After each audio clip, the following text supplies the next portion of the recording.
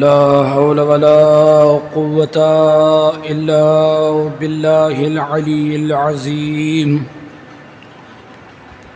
أعوذ بالله من الشيطان اللعين الرجيم. بسم الله الرحمن الرحيم. حسبنا الله ونعم الوكيل ونعم المولى ونعم النصير. الحمد لله رب العالمين والصلاة والسلام والتحية والإكرام على النبي المكي المدني القرشي الهاشمي الأبتهي الذي سمي في السماء أحمد وفي الأرض بأبي القاسم محمد.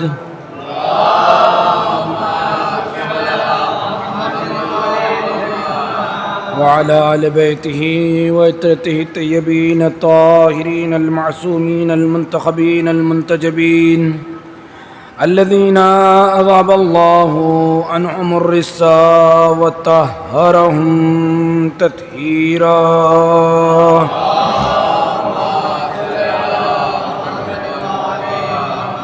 لا سيما الإمام المبين والكهف الحسين وغياث المستر المستغيثين بقية الله في الأرض أجمعين. أرواحنا وأرواح العالمين لترى بمقدمه الفداء.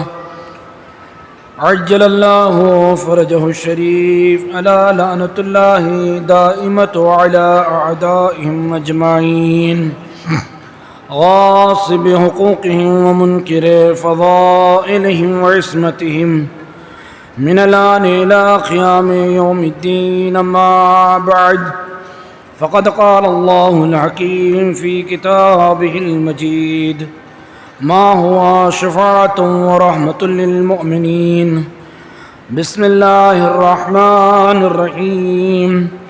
قل لا أسألكم عليه أجرا إلا المودة في القربى.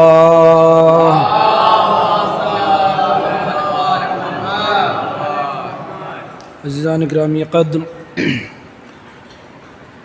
عزاداران سید الشہداء، ایام غم ہے، ایام محرم ہے، اور یہ سلسلہ انشاءاللہ تا صبح قیامت جاری رہے گا،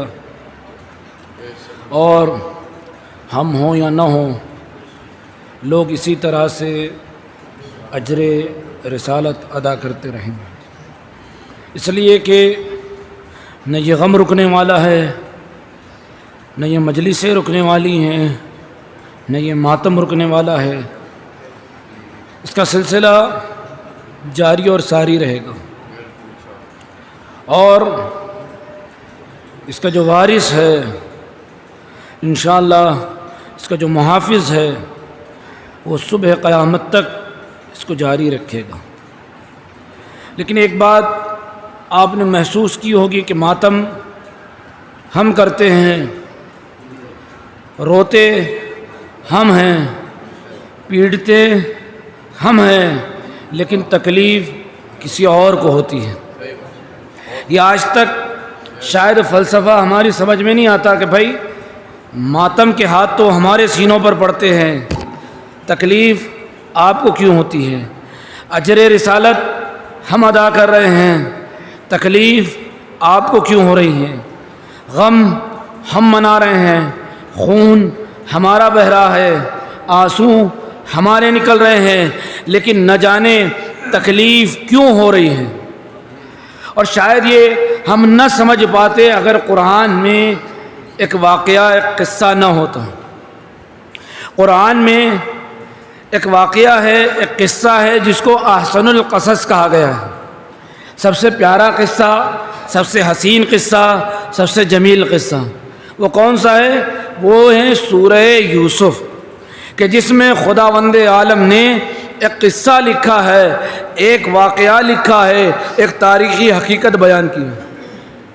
بھئی روتے ہم ہیں، ماتم ہم کرتے ہیں تو جب ہم روتے ہیں تو تکلیف ہمیں ہونا چاہیے، خون ہمارا بہہ رہا ہے تو تکلیف ہمیں ہونا چاہیے، اذیت ہمیں ہونا چاہیے، سر ہم پیٹ رہے ہیں، سینہ ہم پیٹ رہے ہیں تو جسم کو تکلیف ہمارے ہونا چاہیے۔ لیکن قرآن گواہ ہے کہ تاریخ کے قرآن میں اگر آپ دیکھیں گے تو ملتا ہے کہ جس وقت جناب یعقوب جناب یوسف کے غم میں رو رہے تھے تو کچھ لوگ ایسے تھے کہ جن کو رونا گوارا نہیں تھا، اور ایسا گوارا نہیں تھا۔ رو کون رہا تھا؟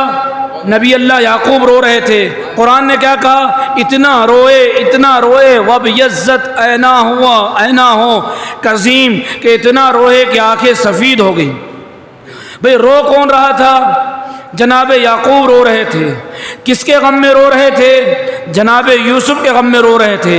لیکن تاریخ قرآن کہتی ہے، قرآن کہتا ہے کہ جب جب جناب یعقوب روتے تھے، گریہ کرتے تھے، آنسو بہاتے تھے تو جو برادران یوسف ہیں انہیں تکلیف پہنچتی تھی، اور ایک دن آخر کہہ ہی دیا، جو دل میں تھا وہ اظہار کر دیا کہ آخر کتنا روئیں گے، کہیں ایسا نہ ہو، یہ میرے جملے نہیں ہیں قرآن کی، کہ کہیں ایسا نہ ہو آپ روتے روتے ہلاک ہو جائیں، معاذ اللہ مر جائیں، قتل ہو جائیں، ختم ہو جائیں، جو بھی جملے استعمال انہوں نے کیے ہو، مجھے اس سے بحث نہیں ہے۔ لیکن یہ پتہ چلا کہ جب جب کسی کے ظلم پہ رویا جاتا ہے تو ظالم کو ضرور تکلیف ہوتی ہے۔ یہ قانون ہے، قرآن نے جو ہمیں بتایا کہ روتا کوئی اور ہے، مظلوم پر گریہ کوئی اور کرتا ہے، مظلوم پر آنسو کوئی اور بہاتا ہے، لیکن تکلیف یا تو ظالم کو ہوتی ہے یا اس کے رشتہ داروں کو ہوتی ہے۔ تو آپ کو سمجھ میں آیا کہ برادران یوسف نے ہمیں بتایا کہ جو ظالم ہوتا ہے اسے تکلیف ہوتی ہے، رونے سے اذیت ہوتی ہے، پیٹنے سے تکلیف ہوتی ہے۔ صلوات پڑھو محمد و آل محمد۔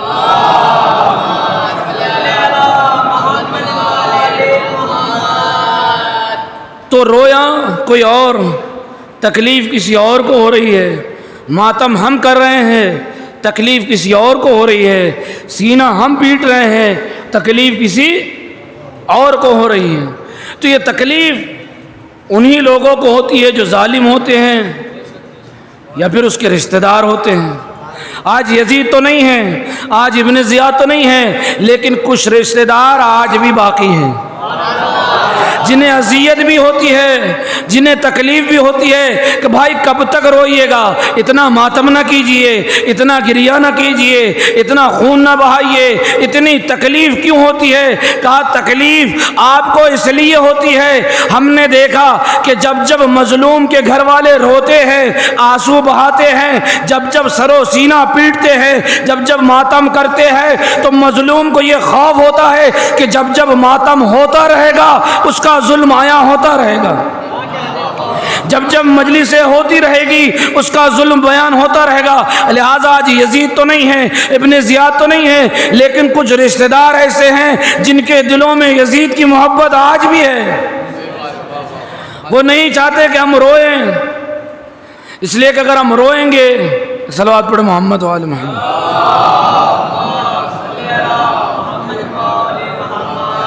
تو رونے سے ہمارے تکلیف، مجلس سے ہمارے تکلیف، ماتم سے ہمارے تکلیف، فضائل ہم بیان کریں تکلیف۔ بھئی ہم تو اجر رسالت ادا کر رہے ہیں، ہمارا مقصد کسی کی دل آزاری نہیں ہے، ہمارا مقصد کسی کے دل کو تکلیف پہنچانا نہیں ہے، ہم تو رسول کے بتائے ہوئے راستے پر عمل کر رہے ہیں۔ رسول نے کہا کہ اجر رسالت دو، تو ہمیں اجر رسالت ادا کر رہے ہیں، کبھی گریہ کی صورت میں، کبھی ماتم کی صورت میں، کبھی مجلس کی صورت میں، کبھی فضائل کی صورت میں، کبھی مصائب کی صورت میں، کبھی تبلیغ کی صورت میں، ہر طرح سے ہم تبلیغ کر کے، ہر طرح سے مجلس و ماتم کر کے، فضائل بیان کر کے ہم اسی اجر رسالت کو ادا کر رہے ہیں جس کا مطالبہ رسول اکرم نے کیا تھا۔ بھئی ہم تو ایک فریضہ ادا کر رہے ہیں، اب اگر کسی کو تکلیف ہو رہی ہے تو یا تو خدا جانے یا نبی جانے، ہم تو اپنا فرض ادا کر رہے ہیں. تو ہم جو جمع ہوتے ہیں یہ ہماری قوم کے بچوں کو معلوم ہونا چاہیے کہ ان مجلسوں میں جو فضائل کا بیان ہوتا ہے، ان مجلسوں میں جو مناقب کا بیان ہوتا ہے، اچھا کوئی ہم اپنی طرف سے تھوڑی لکھ کے لاتے ہیں کہ چلو اپنی طرف سے بنایا ہو، ایسا تو نہیں ہے. بھئی رسول نے بیان کیا ہم اسی کو نقل کر رہے ہیں. جو کچھ ائمہ معصومین نے بیان کیا، صلوات پڑھے محمد والے،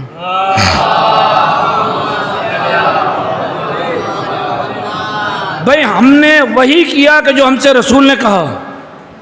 ہم وہی بیان کر رہے ہیں کہ جو رسول نے بیان کیا. ہم وہی کر رہے ہیں جو خدا نے اور ائمہ معصومین نے ہم سے کہا. اب ہم فضائل پڑھ رہے ہیں، مصائب پڑھ رہے ہیں، تبلیغ کر رہے ہیں، جو کچھ بھی کر رہے ہیں یہ وہی کر رہے ہیں جو خدا اور رسول نے ہمیں بیان کیا. تو یہ اجر رسالت ہم ادا کرنے بیٹھے ہیں. اور میں ایک جملہ کہہ دوں کہ نبی نے کوئی قید نہیں رکھی کہ اجر رسالت یہی ادا کرو. نبی نے کوئی قید رکھی کہ بھئی یہ دو، نہیں. نبی نے کہا اجر رسالت ادا کرو. ہمیں جو سمجھ میں آتا ہے، جو روایات میں ہمیں ملتا ہے، جو ہمارے ائمہ معصومین نے بیان کیا ہے، ہم اسی کو بیان کرتے ہیں. یا یوں کہے کہ جو ہمارے علماء نے ہمیں تاکید کی ہے ہم اسی کو بیان کرتے ہیں. جب ہم نے کتابوں کا مطالعہ کیا تو ہمیں پتہ چلا کہ فضائل کا بیان کرنا اجر رسالت، مناقب کا بیان کرنا اجر رسالت، اہل بیت کی فضیلتوں کو پڑھنا اجر رسالت، ان کے مصائب کو بیان کرنا اجر رسالت، ان کی مجلسیں برپا کرنا اجر رسالت. یعنی ہم اپنی طرف سے نہیں کرتے. جو کچھ بزرگوں نے بتایا، جو کچھ علماء نے بتایا، جو کچھ مراجع نے بتایا، جو کچھ اماموں نے بتایا، جو کچھ نبی نے بتایا، جو کچھ خدا نے بتایا، ہم اسی پر یہاں بیٹھ کر عمل کرتے ہیں. اسی لیے تو ہم دعویٰ بھی کرتے ہیں کہ ہماری مجلسیں نہیں ہیں بلکہ عبادت کی جگہ ہے. جس طرح سے مسجد میں نماز پڑھ کے ہم عبادت کرتے ہیں، فرش عزا پر بیٹھ کر بھی ہم اسی طرح سے عبادت کر رہے ہیں. یہ ہماری عبادت ہے. اور اگر یقین نہیں آتا تو کتابوں کو اٹھا کر دیکھ لے. جہاں ذکر اہل بیت ہو، جہاں ذکر علی و فاطمہ ہو، جہاں ذکر پنجتن ہو، اس بزم کو نبی نے بھی اور ائمہ معصومین نے بھی کہا ہے کہ یہ ذکر دراصل خدا کا ذکر ہے، یہ ذکر دراصل نبی کا ذکر ہے. کوئی جدا نہیں ہے. علی کا ذکر نبی کا ذکر، نبی کا ذکر خدا کا ذکر، فاطمہ کا ذکر نبی کا ذکر، نبی کا ذکر خدا کا ذکر. اور ظاہر سی بات ہے خدا کا ذکر عبادت ہے. ان مجلسوں میں بیٹھ کر ہم عبادت کرتے ہیں. اب اگر ہماری عبادت کسی کو کھلتی ہو تو کھل جائے، کسی کو بری لگتی ہو تو بری لگ جائے، اس لیے کہ عبادت کو تو اختیار نہیں ہے. اب بھائی ہزاروں مسلمان نماز پڑھتے ہیں، سب کو تھوڑی اچھا لگتا ہے مسلمانوں کی نماز پڑھنا. ہزاروں لوگ ہیں جن کو ہمارا نہ نماز پڑھنا اچھا لگتا ہے یا نہیں، نہ اذان دینا اچھا لگتا ہے، ہوتا ہے یا نہیں. کتنی قومیں ایسی ہیں کہ جن کو ہماری نماز اچھی نہیں لگتی، ہمارا روزہ اچھا نہیں لگتا، ہماری اذان اچھی نہیں لگتی، ہمارا حج اچھا نہیں لگتا، ہماری زکوٰۃ ادا کرنا اچھا نہیں لگتا، ہمارا خمس دینا اچھا نہیں لگتا. یعنی اگر ساری دنیا کو یہ چیزیں اچھی نہیں لگتی تو ہم چھوڑتے نہیں. کیوں نہیں چھوڑتے؟ اس لیے کہ خدا نے ہمیں نماز کا حکم دیا ہے، لہٰذا نماز پڑھتے ہیں. کسی کو برا لگے تو لگے. نماز کا حکم دیا، روزے کا حکم دیا، زکوٰۃ کا، حج کا، ان تمام چیزوں کا خدا نے ہمیں حکم دیا. ہم اس لیے کرتے ہیں کہ اس نے ہمیں حکم دیا ہے. اب چاہے کسی کو برا لگے تو لگے. تو جس طرح سے نماز کا کہا ہے اس طرح سے اہل بیت کے فضائل کا بھی کہا ہے. اب اگر کسی کو برا لگتا ہے تو لگے، ہم چھوڑ تو نہیں سکتے. اس لیے کہ یہ ہمارے لیے ذکر، یہ فضائل بیان کرنا، یہ مناقب بیان کرنا عبادت ہے. یہ ہم عبادت گاہوں میں آئے ہیں. یہ صرف حسینیہ یا صرف امام بارگاہ نہیں ہے. جس طرح سے مسجد عبادت گاہ ہے، اسی طرح سے امام بارگاہ ہے جہاں ذکر اہل بیت اور ذکر امام حسین ہوتا ہے، یہ عبادت گاہ ہے. اور عزیزو، اچھا یہاں ذکر اگر اہل بیت کا نہیں ہوگا تو کہاں ہوگا؟ ایک مسئلہ یہ بھی ہے. چلیے ہم مسجد میں نہیں کرتے اس لیے کہ وہاں ذکر خدا ہوتا ہے،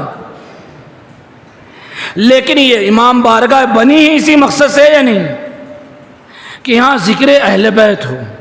یا ان کے فضائل بیان کیے جائیں یا ان کے مناقب بیان کیے جائیں، چونکہ رسول نے ہمیں حکم دیا ہے، رسول نے ہم سے مطالبہ کیا ہے۔ تو عزیز و اجر رسالت ادا کر رہے ہیں، ایک عبادت کر رہے ہیں، اور لہذا جب عبادت کر رہے ہیں تو اب ہمارے لیے ضروری ہے کہ ہم عبادت ویسے ہی کریں کہ جیسے ہمیں رسول نے بتایا۔ ہم نماز ویسے ہی پڑھتے ہیں جیسے ہمیں رسول نے بتائی، ہم روزہ اسی طرح سے رکھتے جیسے ہمیں رسول نے بتایا، ہم حج اسی طرح سے کہتے جیسے رسول نے بتایا، تو لہٰذا ہم عبادت بھی ویسے کریں گے جیسے ہمیں رسول نے اور آل رسول نے بتایا۔ تو لہذا ہم وہی فضائل بیان کرتے ہیں کہ جو احادیث میں ہیں یا قرآن میں ہیں، جس کو رسول نے بیان کیا یا ائمہ معصومین علیہم السلام نے بیان کیا۔ ایک فضیلت سن لیں کہ صادق آل محمد حضرت امام صادق علیہ الصلوۃ والسلام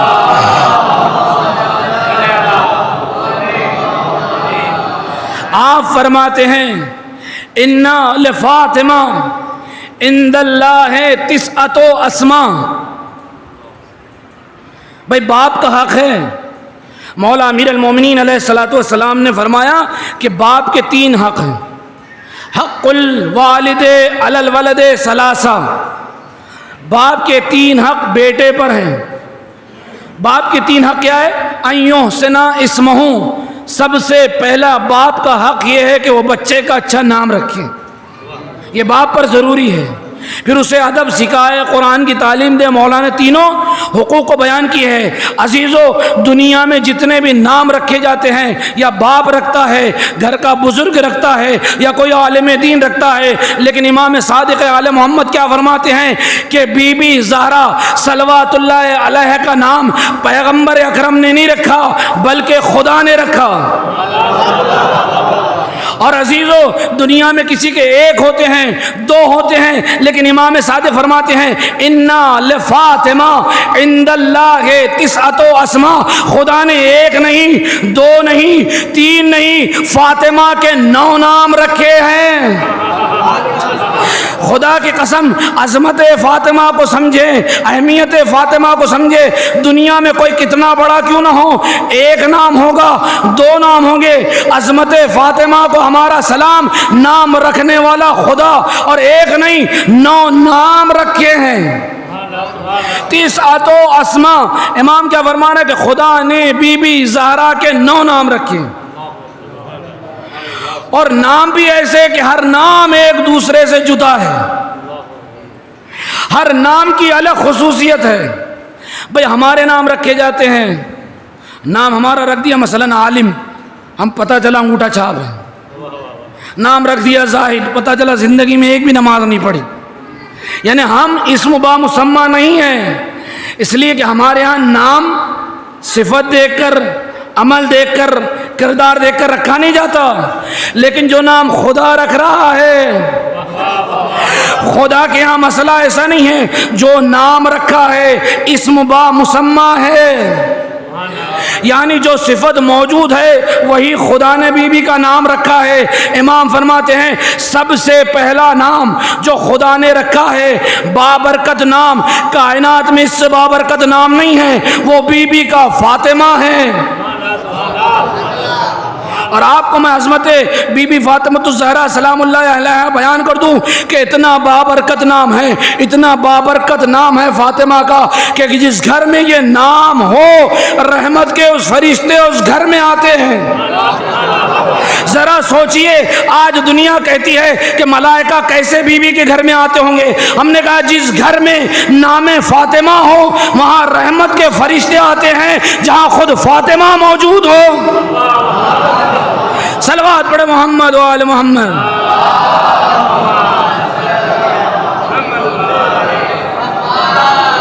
جس بچی کا نام فاطمہ ہو اس کا احترام واجب ہے۔ خود بی بی کا آپ عظمت کا، ان کی منزلت کا، ان کے احترام کا اندازہ نہیں لگا سکتے، لیکن جس بچی کا نام رکھا ہے تو اگر نام رکھ لیا، لوگ کہتے ہیں نا نسبت کا کوئی فائدہ نہیں، نسبت کا یہی فائدہ ہے کہ امام فرماتے ہیں، امام کے پاس ایک صحابی آئے، چھٹے امام علیہ السلام کے کل 4000 صحابی تھے، اور ان 4000 صحابیوں میں نے اس دن ہی تشریح کی تھی کہ ہر جو ہے چاہنے والا نہیں تھا۔ تقریباً مسلک اہل سنت کے 22 یا 23 ایسے صحابی تھے جو امام کے خاص صحابی سے، جن سے ہمارے ہاں کتابوں میں روایت ملتی ہے۔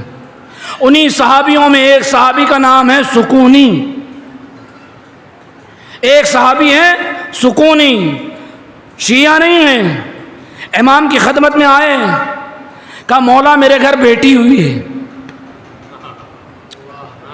دیکھیے 2 روایتیں ہیں، ہر نام رکھنا نہیں چاہیے۔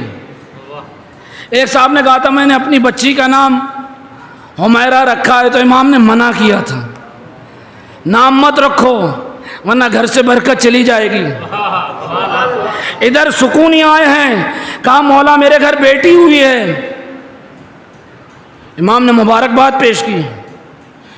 اب ظاہر سی بات ہے کہ ہم بھی پوچھتے ہیں کہ بھئی کیا نام رکھا ہے، امام نے بھی پوچھا کہ اس بچی کا کیا نام رکھا ہے، تو کہا میں نے اس کا نام فاطمہ رکھا ہے۔ عزیز و عظمت فاطمہ کا اندازہ لگائیں، فاطمہ کے نام کا اندازہ لگائیں، عظمت بی بی کی ذات کی بہت بڑی ہے، ہم سوچ بھی نہیں سکتے، صرف نام کی کیا عظمت ہے۔ ایک مرتبہ امام رونے لگے، کہا سکونی یہ نام نہیں رکھنا چاہیے۔ کہا مولا کیوں، آپ کی دادی کا نام ہے۔ کہا اب اگر جب کہ تم نے رکھ لیا ہے تو اب اس نام کی جس بچی ہے، جو بچی ہے، تو اب اس کا احترام میری دادی کے نام پر رکھا ہے، لہذا اس کا احترام واجب ہے۔ خدا کی قسم عظمت فاطمہ کو سمجھے، جب کہ تم نے اس کا نام رکھ لیا ہے تم پر اس بچی کا احترام واجب ہے۔ فلا تضربها ولا تشمتها، اب تمہارے اوپر واجب ہے جب تک کہ تم زندہ ہو نہ اس بچی کو گالی دے سکتے ہو نہ اسے تماچا مار سکتے ہو، کیونکہ اس کا نام فاطمہ رکھا ہے۔ تو آپ اندازہ لگائیں کہ نام فاطمہ کی کیا عظمت ہے۔ نام فاطمہ کی عظمت ہے کہ نبی کہہ رہے کہ جس گھر میں یہ بچی ہوگی ہمیشہ ملائکہ رحمت اس گھر میں آتے رہیں گے، اور پیغمبر فرماتے یہ میں نے اپنی بچی کا جو نام فاطمہ رکھا ہے یہ میں نے نہیں رکھا بلکہ خدا نے رکھا ہے۔ کیوں رکھا یا رسول اللہ؟ نام میں کچھ خصوصیت ہے، نام کی کچھ صفت ہے، اسم با مسمہ ہے، تو نبی کہہ رہے کہ ہاں اس نام کی خصوصیت بہت بڑی ہے۔ کہا سمیت فاطمہ، اس بچی کا نام فاطمہ رکھا ہے۔ کیوں رکھا ہے؟ لِأَنَّهَا فُطِمَتْ شِيعَتَهَا عَنِ النَّارِ، خدا نے اس بچی کا نام فاطمہ اس لیے رکھا ہے کہ یہ بچی اپنے شیعوں کو جہنم کی آگ سے بچائے گی۔ صلوات پڑھے محمد و آل محمد۔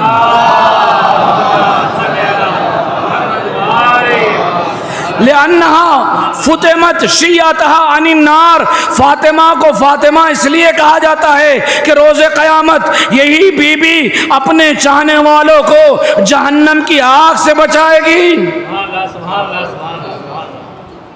تو اس نام کی عظمت کیا ہے؟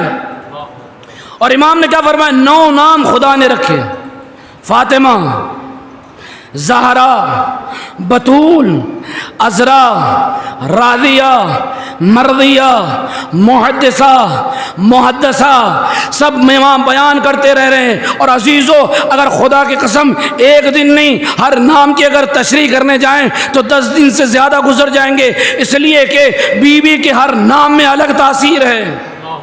کسی نے امام سے پوچھا کہ آپ کی مادر گرامی کو، جدہ ماجدہ کو زہرا کیوں کہتے ہیں؟ کہا اس لیے کہ جب کبھی آپ محراب عبادت میں کھڑی ہو جاتی تھی تو آپ کا نور آسمان والوں کے لیے ایسا ہی چمکتا تھا جیسا زمین والوں کے لیے ستارے چمکتے ہیں۔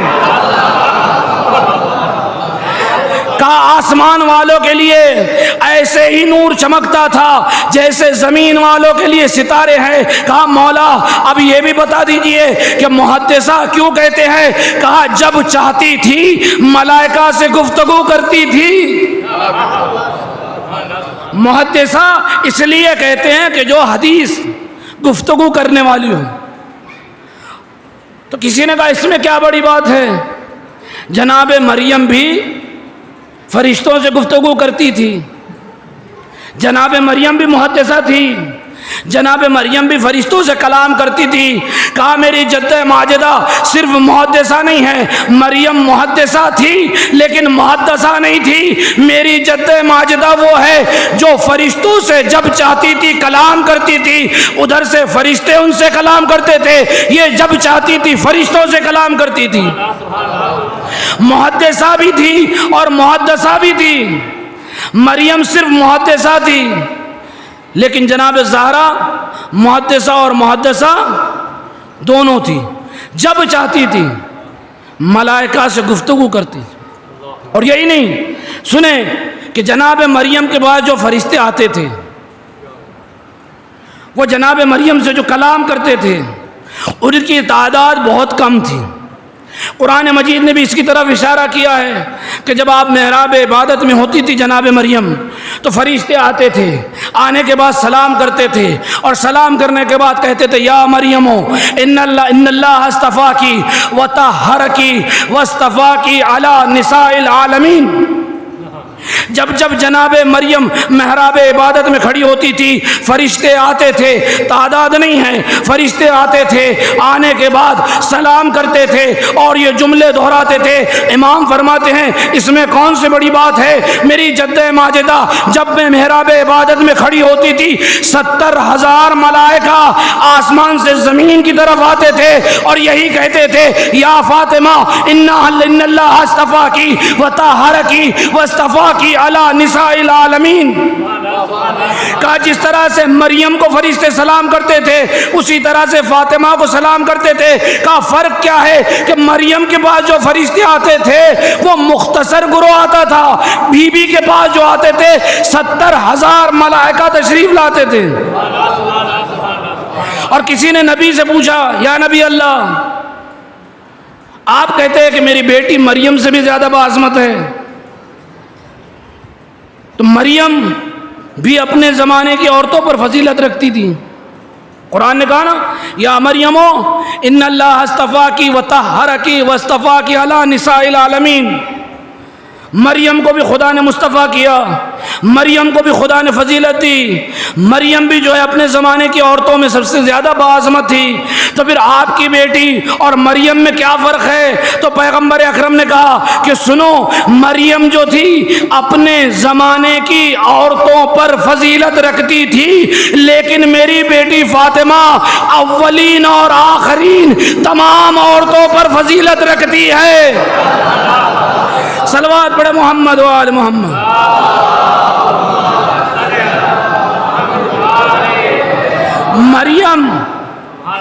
مریم صرف اپنے زمانے کی عورتوں کی سردار تھی، لیکن میری بیٹی فاطمہ اولین اور آخرین یعنی آدم سے لے کر قیامت تک جتنی بھی عورتیں ہیں ان سب پر فضیلت رکھتی ہیں۔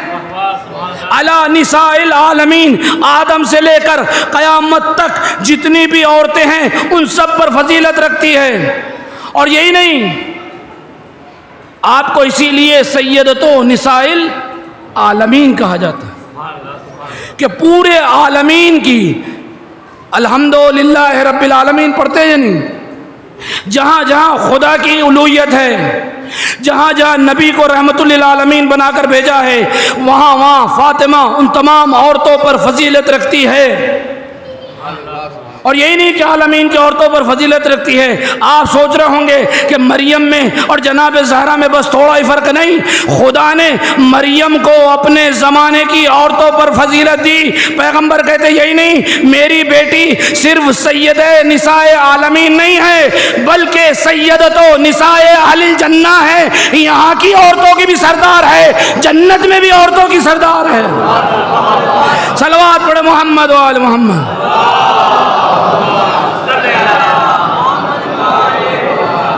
یہاں بھی دنیا میں بھی اور جنت بھی بی بی کو سید نساء عالمین بھی کہا جاتا ہے، سیدۃ نساء اہل الجنہ بھی کہا جاتا ہے۔ یہاں کی عورتوں کے بھی، وہاں کی بھی عورتوں کی سردار، اور عظمت فاطمۃ الزہرا پر قربان جاؤں، کائنات میں کسی بی بی کی ایسی منزل نہیں ہے۔ دنیا میں جو 4 عورتیں با فضیلت ہیں، ان سب میں زیادہ جو با فضیلت ہیں جناب زہرا ہیں۔ دنیا میں کوئی بیٹی اپنی ماں سے زیادہ با فضیلت نہیں ہو سکتی، لیکن یہ فاطمہ کو شرف ملا کہ اپنی ماں سے بھی افضل ہے۔ اور یہی نہیں، سنیں کہ اپنی ماں سے افضل ہے، یہی نہیں بلکہ یہ جو سیادت ہے بی بی کو ایسی ملی کہ خود سیدہ نساء عالمین، خدا کی قسم ایسی سرداری نہ مریم کو ملی، نہ حوا کو ملی، نہ کسی اور بی بی کو ملی۔ خود سیدہ نساء عالمین خود ہیں تو سیدہ نساء اہل الجنہ، باپ ہے تو سید المرسلین، شوہر ہے تو سید الوصیین، بیٹے ہیں تو سید شباب اہل الجنہ۔ صلوات پڑھے محمد و آل محمد۔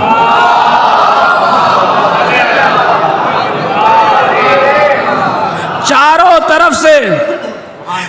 طرف سے سیادت میں گھری ہیں۔ خود سیدہ، باپ سید المرسلین، شوہر سید الوصیین، بیٹے سیدہ شباب اہل الجنہ، جنت کے جوانوں کے سردار۔ اور یہی نہیں، دیکھیے جو مالک ہوتا ہے وہ مالک ہوتا ہے، اور جو مہمان ہوتا ہے وہ مہمان ہوتا ہے، یعنی آپ کہیں گے کہ جناب زہرا کو پروردگار نے یہ جو سیادت دی ہے، کتنی عظیم سیادت دی ہے کہ جناب آدم علیہ السلام، جناب حوا جب آسمان سے زمین کی طرف آئے، جب تک جنت میں تھے خداوند عالم نے ہر چیز دی تھی، لیکن جب آسمان سے زمین پر آئے خدا نے سب کچھ لے لیا۔ ادھر بی بی فاطمہ کی دیکھیے حکومت، ادھر ملوکیت دیکھیے، ادھر سیادت دیکھیے کہ گھر میں بیٹھی ہیں اور آسمان سے خوان منگا رہی ہیں، یہاں دنیا میں بیٹھی ہیں جنت سے کپڑے منگا رہی ہیں۔ آپ ذرا دیکھیں کہ سیدہ نساء اہل الجنہ جنت کی مالکہ کیسی ہیں۔ بھئی میں آیا زین پور میں، آپ کا مہمان ہوں، آپ نے مجھے رہنے کے لیے کمرہ دیا، بستر دیا، استعمال کرنے کے لیے چیزیں دیں، گدا دیا، تکیہ دیا، برتن دیے، سب کچھ دیے۔ اب جب میں جانے لگا یہاں سے تو میں کیا کروں گا؟ بستر کو اگر لپیٹ لوں، سامان کو پیک کر لوں اور سب لے جانے لگوں تو لوگ کہیں گے کہ مولانا آپ تو مہمان تھے، آپ مہمان تھے تو ہم نے آپ کو بستر دیا، کمرہ دیا، برتن دیے، چیزیں استعمال کرنے کے دی تھی۔ یہ تو آپ کو استعمال کے لیے دی تھی، لے جانے کے لیے نہیں دی تھی۔ آپ مہمان ہیں، آپ شوق سے استعمال کریں، مالک نہیں ہے کہ آپ یہاں سے لے جائیں۔ لیکن مسئلہ میری گھڑی ہے، میں گھڑی بھول گیا، میری ملکیت ہے، میں ماما ہے، قبا ہے، ابا ہے، میری ملکیت ہے، میں بھول گیا۔ میں نے مولانا سلمان صاحب کو فون کیا کہ مولانا اتنا بھیج دیجئے کوئی آنے والا ہو تو۔ میں نے کیوں منگایا؟ کہ اس لیے کہ یہ ملکیت میری تھی، میں جہاں گیا اپنی ملکیت کو چاہے تو ساتھ لے جاؤں، چاہے تو کہیں منگا لوں، لیکن جو مہمان ہوتا ہے وہ کہیں لے نہیں جاتا، وہیں چھوڑ کے جاتا ہے۔ عزیزو، آدم بھی جنت میں رہے، حوا بھی جنت میں رہے، جب جنت سے چلنے لگے خدا نے کہا، قرآن کی آیت ہے کہ آدم حتیٰ کہ جو کپڑے تم نے جنت کے پہنے ہیں انہیں بھی اتار کر جاؤ، اس لیے کہ تم جنت میں مہمان تھے۔ لیکن ادھر شہزادی گھر میں بیٹھے ہوئے جنت سے کپڑے منگا کر بتا رہی ہے کہ مالک جنت کون ہے۔ صلوات پڑھے محمد و آل محمد۔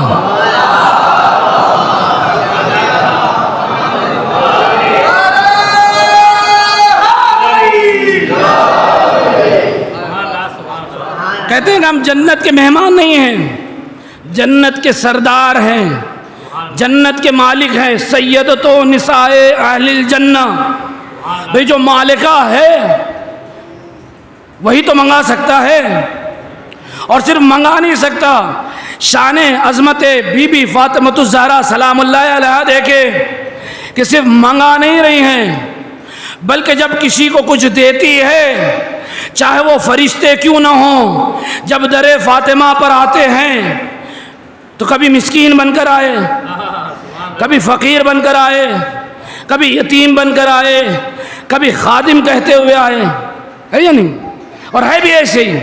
ایک روایت ہے کہ پیغمبر اکرم فرماتے کہ جب خدا نے عظمت اہل بیت بیان کی، عظمت اہل بیت میں جب عظمت فاطمہ بیان کی تو اس وقت 4 بزرگ فرشتے موجود تھے، جبرائیل، میکائیل، اسرافیل اور اسرائیل ملک الموت۔ ان چاروں کے سامنے پنجتن پاک کی خدا نے فضیلت بیان کی۔ جب فضیلت بیان کی تو سب سے پہلے سردار ملائکہ جناب جبرائیل نے کہا پروردگار اگر ان کی یہ عظمت ہے تو ہمیں ان کا خادم بنا دے، ہمیں ان کا نوکر بنا۔ خدا نے قبول کیا، اسی لیے امام فرماتے ہیں ان الملائکہ لخدامنا، ملائکہ ہمارے نوکر ہیں، ملائکہ ہمارے خادم ہیں۔ اس لیے در فاطمہ پر جب جب آتے تھے خادم بن کر آتے تھے، کبھی رضوان آتا تھا درزی بن کر آتا تھا، کبھی فرشتے آتے تھے یتیم بن کر آتے تھے، مسکین بن کر آتے تھے، فقیر بن کر آتے تھے۔ اور یہی نہیں سنیں کہ یاد رکھیے کہ کائنات میں ان 4 بزرگ فرشتوں میں ایک فرشتہ ایسا ہے جس کو کہیں بھی خدا نے اجازت نہیں دی کہ وہ کسی کے در پر اجازت لے کر جائے، ہے یا نہیں؟ سب جانتے ہیں ملک الموت انبیاء ہو، اوصیاء ہو، کسی کے گھر پہ ہو، آج تک ہم نے یہ نہیں دیکھا کہ ملک الموت آیا تو اجازت لے کر آیا، لیکن قربان جائیے در فاطمہ پر کہ جب ملک الموت بھی آیا تو اجازت لے کر گھر میں داخل ہوا۔ اب سمجھے کیوں؟ اس لیے کہ جو مالک ہوتا ہے وہ کہیں بھی جا سکتا ہے، جو نوکر ہوتا ہے کبھی بغیر اجازت نہیں آ سکتا۔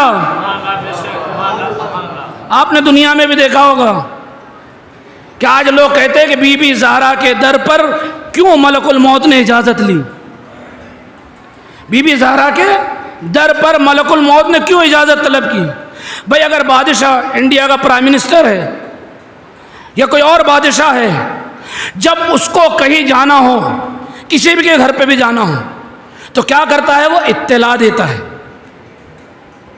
بادشاہ یا کوئی بڑا آدمی یا کوئی سردار جب کسی نوکر، کسی غلام، کسی عوام کے گھر پر جاتا ہے تو وہ اطلاع دیتا ہے، اجازت نہیں لیتا۔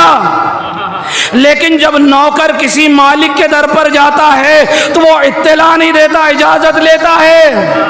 تو ملک الموت نے در فاطمہ پر اجازت لے کر بتا دیا کہ میں بھی اس گھر کا نوکر ہوں، لہذا اجازت لے کر آ رہا ہوں، لہذا اجازت لے کر آ رہا ہوں۔ بتا دیا کہ میں اس گھر کا ایک نوکر ہوں۔ اور یہی نہیں، آپ عظمت جناب زہرا صلوات اللہ علیہ کا اندازہ لگائیں، بی بی کی کتنی عظمت ہے کہ جناب مریم اور جناب زہرا کا لوگ مقابلہ کرتے ہیں، جبکہ مقابلہ نہیں کرنا چاہیے۔ کیوں؟ اس لیے کہ جناب زہرا جیسی کائنات میں کوئی عورت ہے ہی نہیں۔ خدا نے نام رکھا، اور جب نام رکھے تو ایسے نام کہ کائنات میں کسی کے ویسے نام نہیں۔ اور یہی نہیں، ان نام میں جو صفات ہیں، ایک ہے کہ راضیہ اور ایک ہے مرضیہ۔ راضیہ بھی آپ ہیں، مرضیہ بھی آپ ہیں۔ آپ نے قرآن مجید کی آیت سنی، یا ایتھا النفس المطمئنہ ارجعی الی ربکی راضیۃ مرضیہ، کہ راضیہ اور مرضیہ میں کیا فرق ہے؟ جو خدا سے راضی ہو جائے اسے راضیہ کہتے ہیں، خدا جس سے راضی ہو اسے مرضیہ کہتے ہیں۔ اور خدا کی قسم دنیا میں کسی بیوی کو یہ شرف نہیں ملا۔ ممکن ہے کہ ساری دنیا خدا سے راضی ہو، لیکن ضروری نہیں ہے کہ خدا ہر ایک سے راضی ہو جائے۔ پیغمبر اکرم کہتے یا فاطمہ، اے میری بیٹی، ان اللہ لا یرضی ہوگا، خدا کبھی اس سے راضی نہیں ہو سکتا جس سے تو راضی نہ ہو۔ آپ نہیں سمجھے بیٹی، خدا اس سے راضی ہو ہی نہیں سکتا جس سے تو راضی نہ ہو۔ اب مسلمان ساری زندگی رضی اللہ کہہ دے، جب تک فاطمہ راضی نہیں ہوگی رضی اللہ ہو ہی نہیں سکتے۔ صلوات پڑھے محمد و آل محمد۔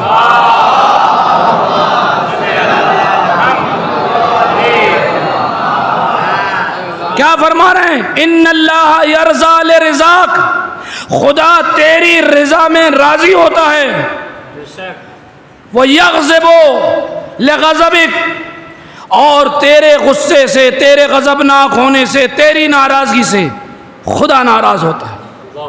اب ذرا سوچئے، جن سے بیوی نے منہ پھیر لیا ہو، آپ زندگی بھر رضی اللہ کہتے رہے، لیکن ہمیں عقیدہ ہے کہ خدا راضی نہیں ہو سکتا۔ کیوں؟ اس لیے کہ خدا نے آپ کو یہ منزلت دی ہے کہ آپ راضیاں بھی ہیں اور آپ مرضیہ بھی ہیں۔ خدا بھی آپ سے راضی ہے، آپ بھی خدا سے راضی ہیں۔ اور یہی نہیں، پیغمبر اکرم فرماتے ہیں کہ خدا نے پوری کائنات پر یہ احسان کیا، لقد من اللہ علی المؤمنین اذ بعث فیہم رسولا، قرآن کی آیت ہے کہ اللہ نے لقد من اللہ، خدا نے مومنین پر احسان کیا۔ مومنین پر کیا احسان کیا؟ کہ اذ بعث فیہم رسولا، کہ ان میں مجھے رسول بنا کر بھیجا۔ یہ خدا کا مومنین پر احسان ہے کہ خدا نے مجھے انہیں عطا کیا، اور خدا نے مجھ پر یہ احسان کیا کہ مجھے فاطمہ عطا کیا۔ صلوات پڑھے محمد و آل محمد۔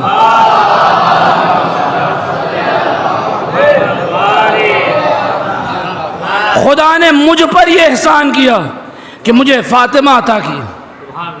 یہ خدا کا مجھ پر احسان ہے، اور احسان نہیں ہے عزیزوں۔ قرآن میں سورہ مائدہ میں جناب مریم کے لیے آیا ہے، امام فرماتے بی بی کا ایک اور لقب ہے، ایک اور نام ہے کہ جس نام کی عزت اور اہمیت اتنی ہے کہ آج دنیا میں لوگوں نے، کئی لوگوں کو اس نام سے پکارنا شروع کیا۔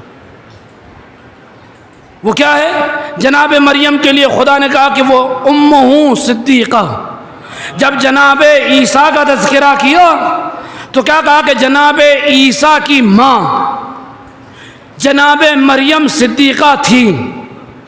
یہ کس کے لیے؟ جناب مریم کے لیے ہے۔ چھٹے امام فرماتے ہیں کہ جناب مریم کو قرآن نے کہا وہ امہ صدیقہ، جناب مریم صدیقہ ہے، لیکن ہماری ماں، ہماری جدہ ماجدہ کے لیے خدا نے فرمایا انہا صدیقۃ کبریٰ، وہ صدیقہ نہیں ہے بلکہ صدیقہ کبریٰ ہے، یعنی دنیا میں آپ سے بڑھ کر کوئی اور سچا نہیں ہے۔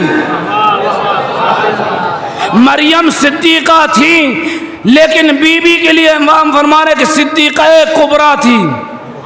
اب یہ الگ بات ہے کہ لوگ کسے کہتے ہیں صدیقہ،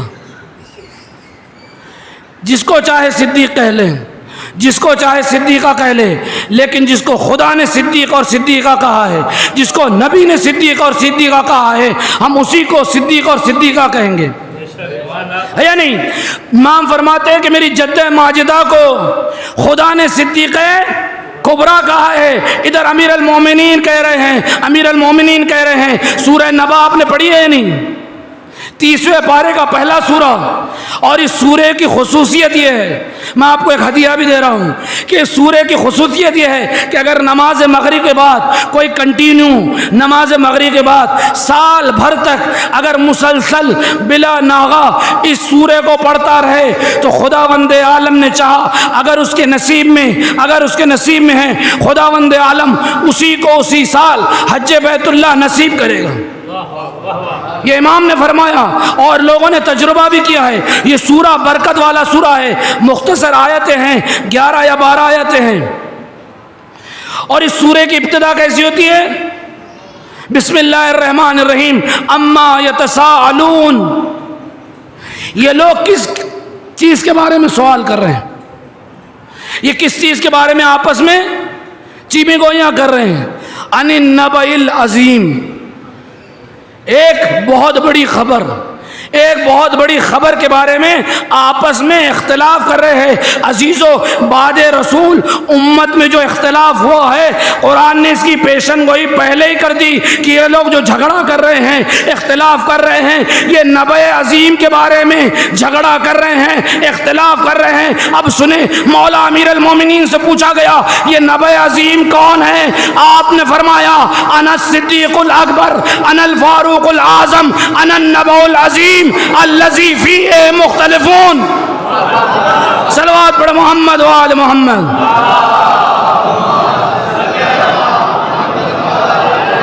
کیا فرمایا مولانا؟ کیا فرما رہے ہیں؟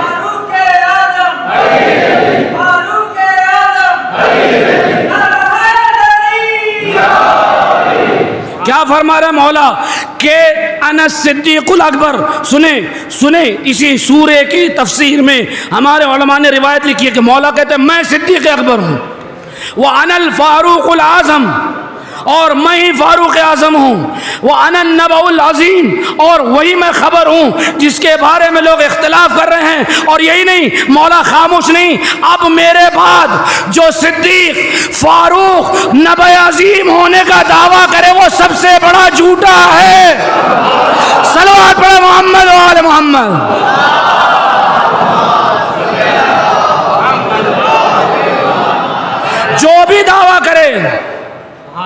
جو بھی دعویٰ کرے وہ جھوٹا ہے۔ اور عزیزوں، میں ایک جملہ کہنا چاہتا ہوں، نہ جانے لوگوں کو کیا سوچی، کسی کو صدیق اکبر کہا، کسی کو فاروق اعظم کہا، اور حد یہ ہو گئی کہ کسی کو غنی کہہ دیا، جبکہ خدا کہہ رہا ہے یا ایھا الذین آمنوا انتم الفقراء الی اللہ واللہ غنی حمید۔ اللہ نے اپنے آپ کو غنی کہہ دیا، دنیا کے فقیر اپنے آپ کو غنی کہہ رہے تھے۔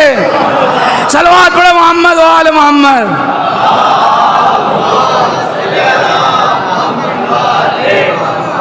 سارے القاب چوری کیے ہوئے ہیں نہیں، اللہ نے اپنے کو غنی کہا، لوگوں نے کسی اور کو غنی بنا دیا۔ مولا نے اپنے آپ کو صدیق اکبر کہا، فاروق اعظم کہا، لوگوں نے کسی اور کو بنا دیا۔ امام کہہ رہے ہیں کہ میری جدہ ماجدہ کو صدیقہ کبریٰ کہا، لوگوں نے کسی اور کو صدیقہ بنا دیا۔ بھئی صدیق اور صدیقہ کہلانا اتنا آسان نہیں ہے۔ مریم کو جب صدیقہ کہا تو جو مریم کہتی تھی وہی ہوتا تھا۔ پھر میں جملوں کو کہوں، پورا قرآن پڑھ لیجئے۔ مریم کو صدیقہ کہا کہ جس کے کہنے پر جو دعا کرتی تھی قبول ہو جاتی تھی۔ عزیزو، صدیقہ جناب مریم تھی، خدا نے ہر دعا کو قبول کیا، لیکن ہماری اور آپ کی شہزادی جناب صدیقہ طاہرہ کو صدیقہ کبریٰ بنایا۔ صدیقہ کبریٰ وہ نہیں ہوتی جس کی دعا قبول ہو جائے، بلکہ صدیقہ کبریٰ وہ ہوتی ہے جو چاہتی ہے وہی کائنات میں وقوع پذیر ہوتا ہے۔ صلوات پڑھے محمد و آل محمد۔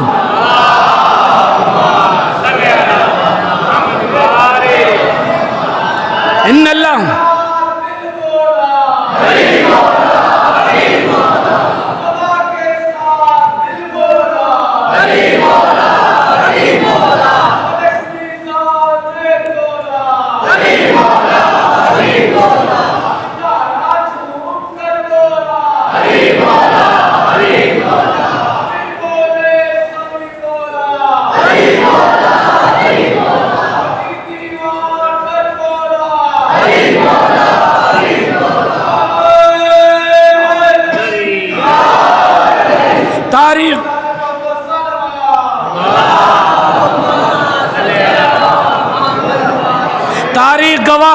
تاریخ گواہ ہے، کپڑے کوئی نہیں تھے، کوئی کپڑے نہیں تھے، بچوں نے ماں سے کپڑوں کا مطالبہ کیا، ماں نے وعدہ کیا، ادھر خدا نے رضوان جنت سے کہا کہ اب تم درزی بن کر یہ کپڑے لے کر زر فاطمہ پر چلے جاؤ، اس لیے کہ بی بی کی زبان سے جو نکلے جملے ہیں وہی پورے ہوں گے۔ صدیقہ کبریٰ اسے کہتے ہیں۔ اور ایک میرا جملہ سن لیجئے کہ جس کو بھی صدیق بنائیں، جس کو بھی صدیقہ بنائیں، ہمیں اس سے مطلب نہیں ہے، لیکن اتنا معلوم ہے کہ کل روز قیامت جس کی حکومت ہوگی لوگوں کو پتہ چل جائے گا، دنیا میں چاہے جس کو جو بنا لے، لیکن جب عالم محشر ہوگا آواز قدرت آئے گی، ایک منادی محشر کے میدان میں آواز دے گا، یا اہل المحشر، اے کائنات والو، غضوا ابصارکم، اپنی نظروں کو جھکا لو، اس لیے کہ مالکہ محشر، شفیع روز محشر فاطمہ بنت محمد تشریف لا رہی ہیں۔ صلوات پڑھے محمد و آل محمد۔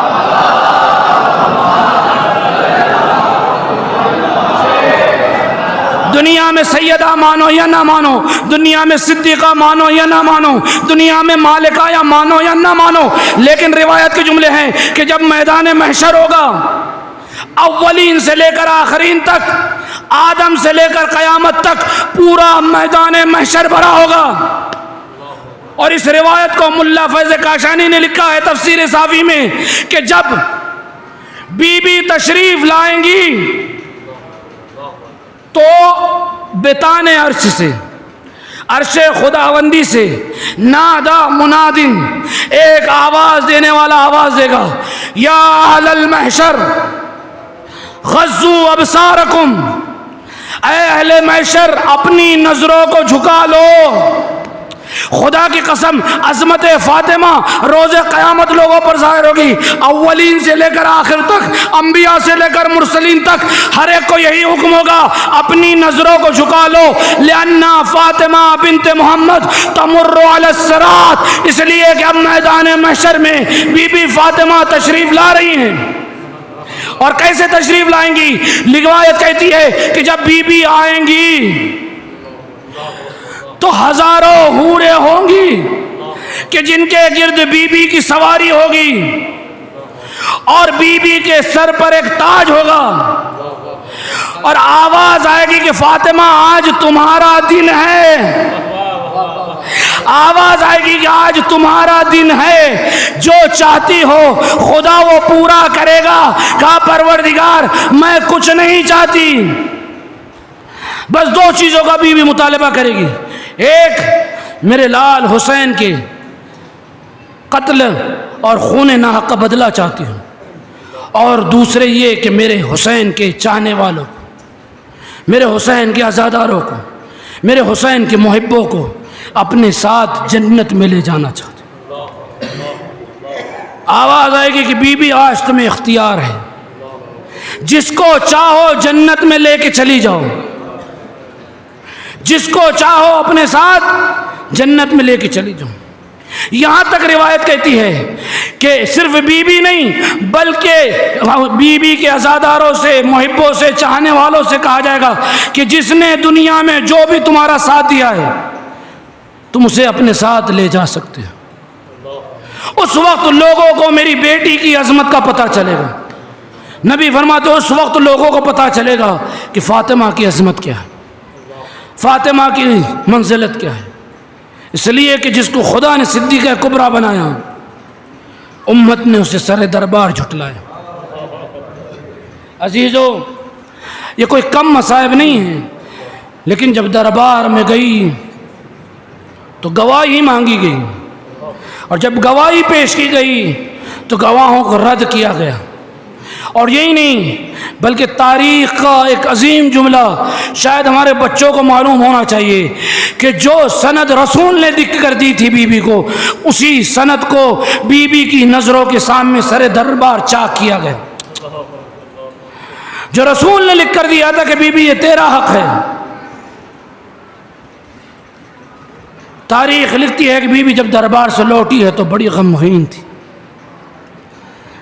کہ بابا کا زمانہ تھا، بابا کا دور تھا کہ بابا صبح و شام جب بھی میرے دروازے پر آتے تھے، حتیٰ کہ علماء اہل سنت نے بھی لکھا ہے تقریباً 6 ماہ تک جس در پر رسول آ کر سلام کرتے تھے، السلام علیکم یا اہل بیت النبوہ و معدن الرسالہ، جس در پر آ کر ہر نماز کے بعد رسول سلام کرتے تھے، بعد رسول اسی گھر پر اسی در پر آگ اور لکڑیاں لائی گئی، اور اللہ اکبر، بی بی کو اتنا غم تھا، صرف آگ اور لکڑیاں نہیں لائی گئی بلکہ اس در کو بھی جلایا گیا کہ جس در میں فاطمہ بھی تھی، چھوٹے چھوٹے بچے بھی تھے۔ اللہ اکبر، تاریخ لکھتی ہے اس وقت بی بی دروازے کے پیچھے کھڑی ہوئی تھی۔ ایک مرتبہ جب دروازے میں آگ لگی ہے تو جو لکڑی کا دروازہ تھا اس میں میخیں لگی ہوئی تھی، جیسے جیسے دروازہ جل رہا تھا میخیں گرم ہو رہی تھی۔ روایت یہ کہتی ہے کہ دروازے کی میخیں بی بی کے شکم میں بے وس ہو چکی تھی۔ جزاکم ربکم خیر الجزا۔ عزادارو ذرا سوچے تو صحیح، در و دیوار کے درمیان بی بی پس چکی تھی۔ ایک مرتبہ کا ابو الحسن مجھے سنبھالو، فضا مجھے سنبھالو، میرا محسن شہید ہو گیا۔ اور عزیزو اب کچھ ہوش آیا، ملعون اگر علی کے گلے میں، جب علی کے گلے میں رسن ڈال کر لے جا رہا تھا، فاطمہ نے چاہا کہ روکے۔ تاریخ لکھتی ہے کہ تازیانہ بی بی کے ہاتھوں پر ایسا مارا ہے کہ زندگی بھر جب تک زہرا زندہ رہی کبھی اس ہاتھ سے تسبیح نہ پڑھ پائی۔ جزاکم ربکم خیر الجزا۔ عزیزو یہی نہیں، جب تک بستر علالت تھی، عزیزو بستر علالت پر انسان جب کروٹیں لیتا ہے، امام فرماتے ہیں کہ فاطمہ دنیا میں جب کسی بیوی کے بچے چھوٹے ہو ہر ماں یہی دعا کرتی ہے، پروردگار مجھے اتنی دیر زندہ رکھ کہ میرے بچے جوان ہو جائے، لیکن ہائے فاطمہ بچے چھوٹے چھوٹے ہیں، بستر علالت پر کہہ رہی ہے اللہم عجل وفاتی سریعا، پروردگار اب مجھے زندہ نہیں رہنا ہے۔ حتیٰ سارت کل خیال، اور بی بی جب کروٹیں لیتی تھی، عزیزو جب دائیں کروٹ لیتی تھی بے چین ہو جاتی تھی، بائیں کروٹ لیتی تھی بے چین ہو جاتی تھی، اس لیے کہ جو پسلیاں شکستہ ہو چکی تھی، بی بی کروٹ لے تو کیسے لے، سانس لے تو کیسے لے۔ جزاکم ربکم خیر الجزا۔ عزیزو آج اسی فاطمہ کو ان کے لال کا پرسہ دینے کے لیے آئے ہیں، وہی شکستہ پسلیاں لے کر بی بی اپنے لال کے ساتھ مدینے سے کربلا آئی ہے۔ ہائے میرا حسین، ہائے میرا حسین، ہائے میرا لال۔ یہی تو بی بی کہتی ہے کہ حسین میں نے تنہیں تکیہ پیس پیس کے پالا ہے۔ عزیزو ایک روایت سنیں، جب امام حسن کا آخری وقت آیا تھا، امام حسن بستر علالت پر تھے، امام حسن بستر علالت پر تھے، آخری وقت تھا، امام رو رہے تھے، امام حسین گریہ کر رہے تھے۔ امام حسن نے آنکھیں کھولی، کہا بھیا کیوں رو رہے ہو؟ کہا آپ کی حالت دیکھ کر رو رہا ہوں، اس لیے کہ آپ کا زہر سے کلیجہ چھلنی چھلنی ہے۔ ایک مرتبہ امام حسن نے سنا، کہا لا یومن کا یوم کا یا ابا عبداللہ، اے بھیا حسین، ارے میری تکلیف تو کچھ بھی نہیں ہے، روز عاشور حسین تم تنہا زمین کربلا پر کبھی اصحاب کے لاشیں، کبھی انصار کے لاشیں، کبھی جوان بیٹوں کے لاشیں اٹھا رہے ہوگے اور کوئی یار و مددگار نہ ہوگا۔ اور یہی نہیں بھیا، آج میرے کلیجے کے ٹکڑے ہیں اور مجھے یہ بھی معلوم ہے کہ میرے جنازے پر تیر برسائے جائیں گے، لیکن میں دیکھ رہا ہوں کہ کل کربلا کے میدان میں تیرا جسم تیروں پر ہوگا، کوئی یار و مددگار نہ ہوگا۔ عزیزو، صبح عاشور نمودار ہوئی، اصحاب حسین کی باری آئی، یکے بعد دیگرے تمام اصحاب آگے بڑھے حسین کی نصرت کے لیے، حسین کی مدد کے لیے۔ ایک صحابی جس کا نام عابس شاکری ہے، روایت لکھتی ہے کہ ایک مرتبہ میدان میں اذن وغا لے کر آیا، اور آتا بھی کیسے ہے، دونوں ہاتھوں میں تلواریں ہیں، بدن برہنہ ہے، اور بدن برہنہ دیکھ کر ایک مرتبہ فوج اشقیاء میں ہلچل مچ گئی، چاروں طرف لوگ بھاگنے لگے، یہ تو مجنون ہے، یہ تو مجنون ہے۔ ایک مرتبہ عابس شاکری کہتے ہیں کہ لوگوں سنو، میں حسین کی محبت میں دیوانہ ہو چکا ہوں۔ چاروں طرف میدان میں عابس شاکری حملے کرنے لگے، اتنے حملے کیے کہ ایک مرتبہ فوج گھبرا گئی، چاروں طرف سے گھیرا گیا۔ جب چاروں طرف سے دشمن نے گھیرا ہے، تیر و تلوار چلنے لگے، ایک مرتبہ عابس سنبھل نہ سکے، آواز ہی آقا مدد کو آئیے، حسین دوڑے، عباس دوڑے۔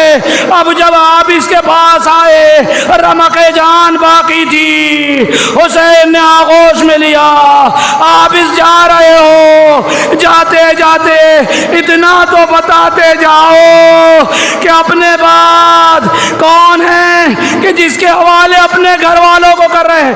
عزیز ایک جملہ سنیں، جناب عابس کہتے ہیں آقا جب گھر سے چلا تھا تو فاطمہ کے لال پر سب کو قربان کر چکا تھا، اب کوئی نہیں ہے، مولا یہ جان بھی آپ پر قربان ہے، اولاد بھی آپ پر قربان ہے، اگر 1000 مرتبہ مجھے زندہ کیا جائے تب بھی زہرا کے لال پر یہ جان نثار ہے۔